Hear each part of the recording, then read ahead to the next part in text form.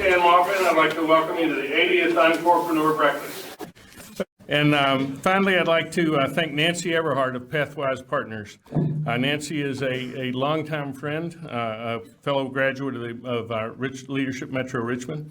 She's sponsoring today's event in honor of Betty Jolly, a dear friend and inspiration to both of us. When Betty passed away, she was working on a book to tell stories of brave and inspiring women like Dot Bruce and Bea McPherson. And she'd coined the perfect term to describe these women. She called them Dame Changers. And thank you to Nancy's ideas and support. And with that, we're going to do some more with Dame Changers in the future, and you'll be hearing about it in the future. Okay, let's get started. It's now my privilege to introduce Jim and Nancy this morning as we learn more about their mother's life. And I hope that you will join me in giving them a very strong, warm welcome. Thank you.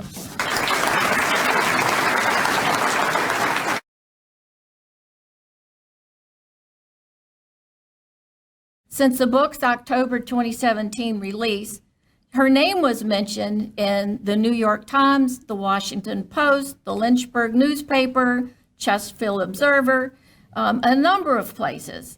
So she was very surprised about that. She loved telling her story of being a code breaker at events in Washington, D.C., Charlottesville, Richmond, Lynchburg, and the Bedford D-Day Memorial. Now, she was 98 when she was doing that. So, but she also liked the fact that my brother and sister and I were being her event coordinators and chauffeurs. So when asked how it felt to be famous, Mom would always say, "Fame is fleeting."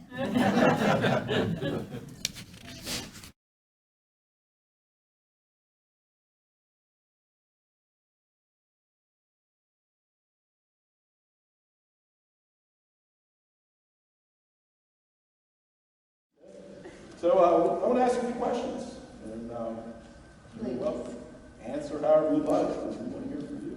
But let's start at the beginning. Tell us about growing up here in Lynchburg, about your family, what it was like growing up in the Depression.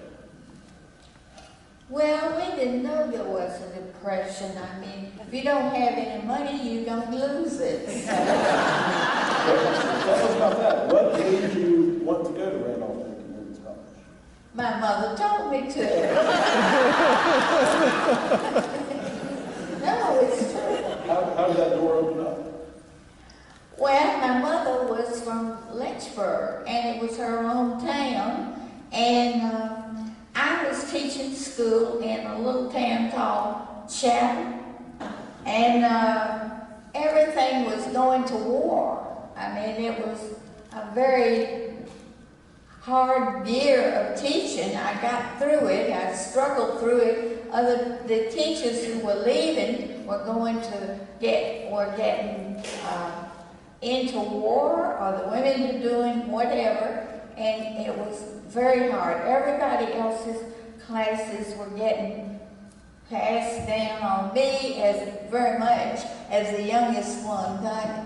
So I went home and I told my mother I'm not going back there. She said that Randolph-Macon was asking teachers of English and math to apply for a job in Washington.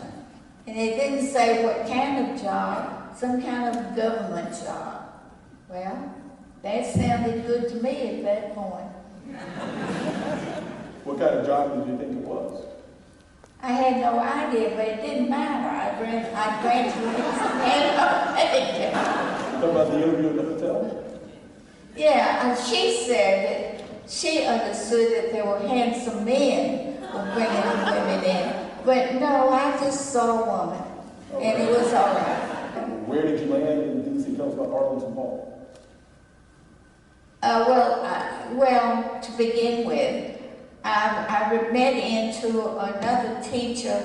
She was a teacher from Mississippi, and she had been teaching in Mississippi, and we kind of met up together. And after a while, we rented a one-room apartment, and we took a lot of people in, but we never told anybody what we were doing. Never, never. We didn't even talk to each other about what we did. Only even when we were at work. I didn't even know where she worked, and she didn't know where I worked. Because there were severe consequences if you did talk. True. Well, yeah, I was getting letters here and there from the War Department and different people, high up generals. You must never, ever say anything in your life about what you did. And I didn't until I heard my son, who is a lawyer in Washington. He came to me he called me and he said, a reporter is looking for you. And I said, what for? And I said, if I owe money, forget it.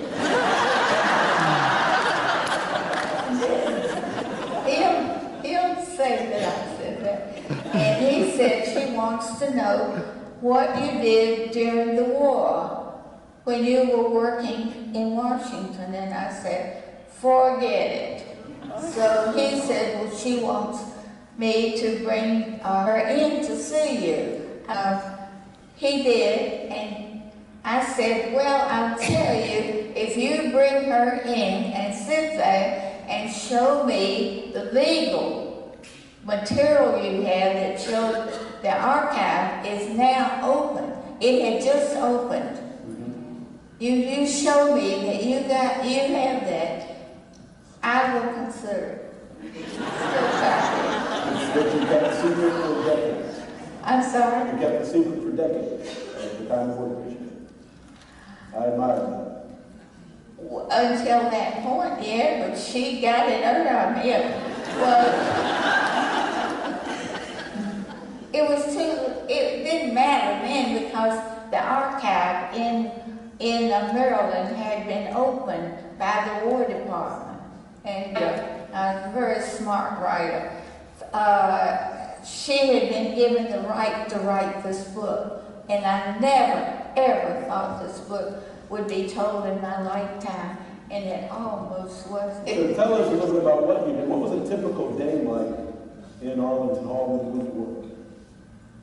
Well, there was no usual day because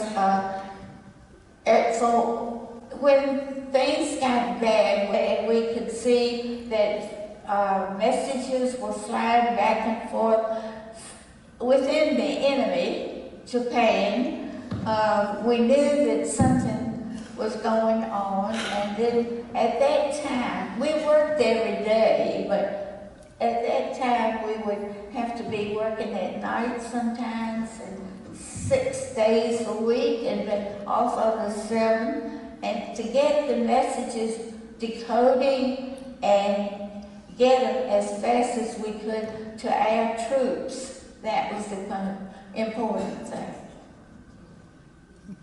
So in a typical day, how many messages were you in charge of? It just varied? I have no idea. I mean, however much they were heating up, They had, at one time there, we realized that they were building up around the shores of Japan, building up large things of oil and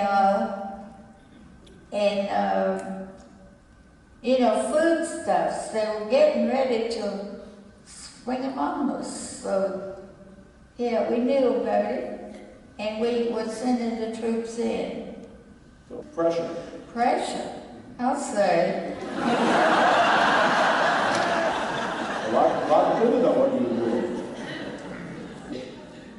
Let's get back to the question of the secrecy that you had to maintain. What did you tell people you were doing? How did you keep the secret? Well, at that time, you didn't have to tell anybody. They assumed you had a government job with all those people coming and going. You didn't have to say. And if they did say, you just say, I have a government job. The book talks about something I found interesting, the letter writing, that was such an important part of the culture at the time. You wrote letters to your family, obviously, but then to a lot of men in uniform as well. Tell us about that. Why did you do that? Why did you think that was important? You're making me sound like a diva, and I was not. You can't do that. I had two brothers who were drafted right into high school. And as a matter of fact, one of them went through the Battle of the Bulge while I was there. And you wrote letters also to some friends. You had a boyfriend in the service.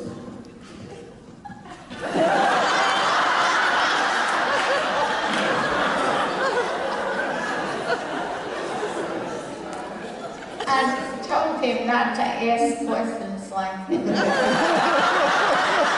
It's all of it. He did it anyhow. Well, yeah, I had a boyfriend in college, and I did not want to marry him and go live in California. So that was the whole thing. I was writing to him to get rid of him.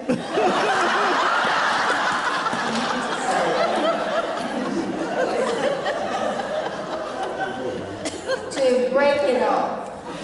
And meanwhile, I was writing to another one whom I married and lived with. What was the most challenging part of the job of breaking the codes? Most challenging? Well, keeping the secret, I think, was the worst. But then it was not an easy job. You were doing it on wireless, you know. And you were just doing it by just numbers, strings of numbers. That's all you had. To be That's right. encouraged. And how did that happen? What was the process? Do you remember much of that? Well, I just remember that it was long strings of numbers like that. You had to remember certain things about these long strings of numbers. And no, it was very hard. I will say it was very hard. Phoebe mentioned the end of the war, and that you knew about the end of the war before just about anyone else. Tell us that story. That is true. We had to that was before the president had gotten the word out. We had to stand up and promise we would not tell it until the next day, and we were scared to death. We were afraid to go home. Thank you all very much. We appreciate you being here and hearing about the story of your mom and the other code breakers of World War II.